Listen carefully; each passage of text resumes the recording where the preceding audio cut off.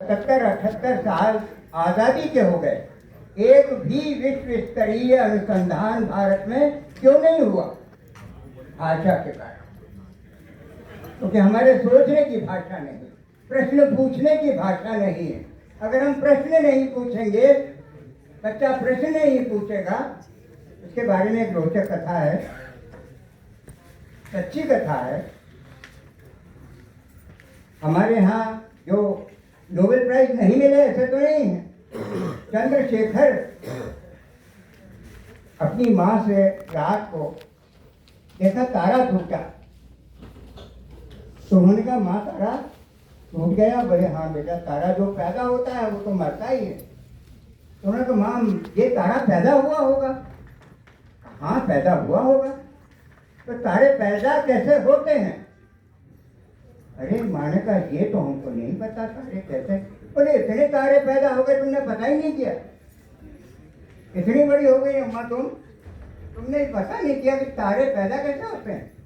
बोले अपने पिता से पूछ ले। तो पिता भी नहीं बता पाए। पिता ने कहा अपने शिक्षक से पूछ लेना। शिक्षक भी क्या बताते? बोले प्रिंसिपल से पूछ लो। प्रिंसिपल साहब भी नहीं बता पाए। बोले किसी को पता ही नहीं। अब मैं बड़ा होके पहला काम यही करूँगा कि तारे कैसे पैदा होते हैं ये पता करूँ। और ये चंद्रशेखर ने पता किया। चंद्रशेखर का नोबेल प्राइज इसी सिलसिले में उनको दिया गया। स्टीफन हॉकिंग की किताब में इसका जिक्र है।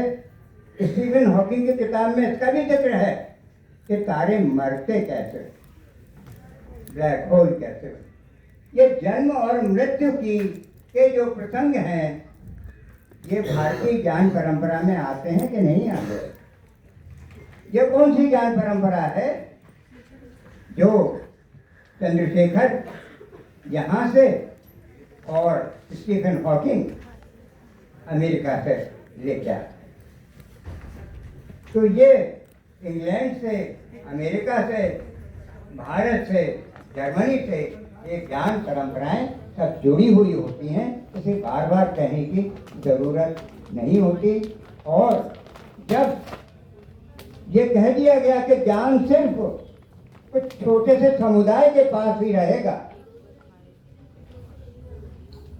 जो लोहा पिघलाते हैं, लोहार हैं, शस्त्र बनाते हैं, वो तो छोटी जाति के हैं, वो नहीं पढ़ेंगे। जो किले बनाते हैं, राजगीर हैं, मिस्त्री हैं, वो छोटी जाति के हैं, वो नहीं पढ़ेंगे। सुनार हैं, जो भी टेक्नोलॉजी का काम करते हैं वो पढ़ेंगे ही नहीं। तो टेक्नोलॉजी का विकास उस दिन से रुका तो आज तक रुका हो। संस्कृत भाषा मर क्यों गई भाई? इतनी उन्नत भाषा, महान भाषा, संसार की सबसे उन्नत भाषाओं में भाषा ही मर गई। क्योंकि स्त्रियों को नहीं पढ़ने दिया गया, छोटी जातियों को नहीं, शूद्रों को नहीं, किसी को पढ़ने ही नहीं। लोग ज्ञान को अगर समेट के रख लोगे तो उसका क्या होगा?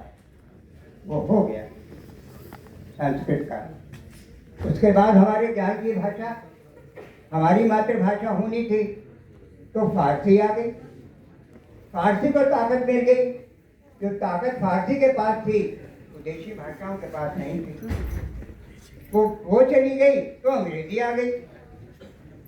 तो हटाना नहीं है हमें, फारसी भी सीखने में कोई, अंग्रेजी सीखना चाहिए। लेकिन अगर हम बच्चे को मातृभाषा में शिक्षा नहीं देंगे तो उसका विकास नहीं होगा, हो नहीं सकता। और अंग्रेजी के बारे में बहुत सी मिथ है। दुनिया में घूमेंगे तो पता लगेगा कि सिर्फ अंग्रेजी से काम नहीं चलता।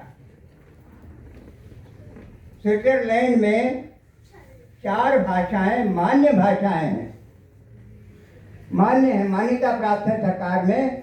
आप फ्रेंच में लिख दीजिए, एप्लीकेशन ले ली जाएगी। इटालियन